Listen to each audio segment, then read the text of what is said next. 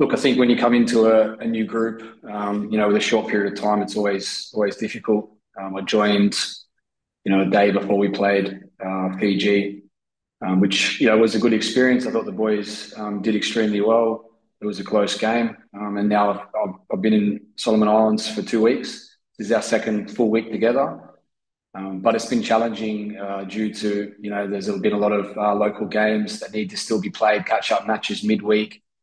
This is part of the challenge of being a national team coach. So pretty interrupted, but we'll do the best that we possibly can to prepare the boys and make sure they're ready for the 10th of October. That first game against Fiji, obviously pretty challenging.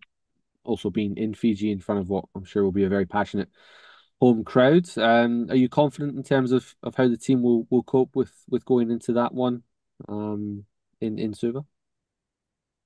Look, they're a good side. I think they probably don't get enough credit.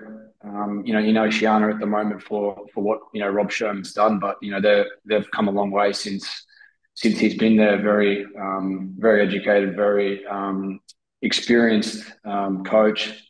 Blessed to be able to coach against him. To be honest, but I think for us, the preparation that we had in Fiji, we saw all the difficulties, of playing them in their home country. So I think for us, that was the best experience that we possibly could have had. You know what I mean, in preparing the boys mentally and obviously the logistics off the pitch as well. In making sure that we go into the competition, as close to to where they are, as well, in terms of getting things organised. So yeah, look, I think, like I said, it was extremely important for us to have that game. I'm pretty sure when they scheduled those matches previously as World Cup, sorry, as friendlies, they didn't know that they were going to be playing each other in the World Cup qualifiers. So for us, no, it was good. It was good to go there, see what the pitch is like, and deal with the conditions, for training, for travel, for accommodation. So I think, yeah, we'll address all those factors and we'll be ready.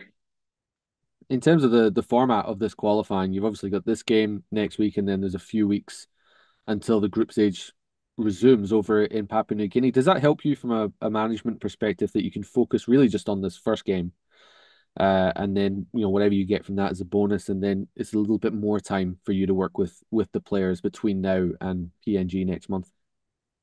Look, to be honest, I think if I was to come in here and say that I'm only focused on this first game against Fiji, I wouldn't be telling you the truth.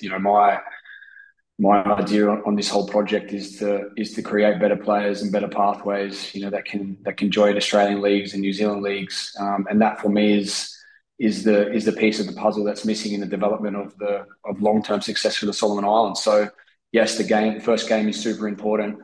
I'm really excited about having 3 weeks with the team after that when we come back uninterrupted before we go to play against Papua New Guinea and New Caledonia. And for me, part of it is a test to see which players as well, I think, can cope under the pressure and actually play, in a different environment.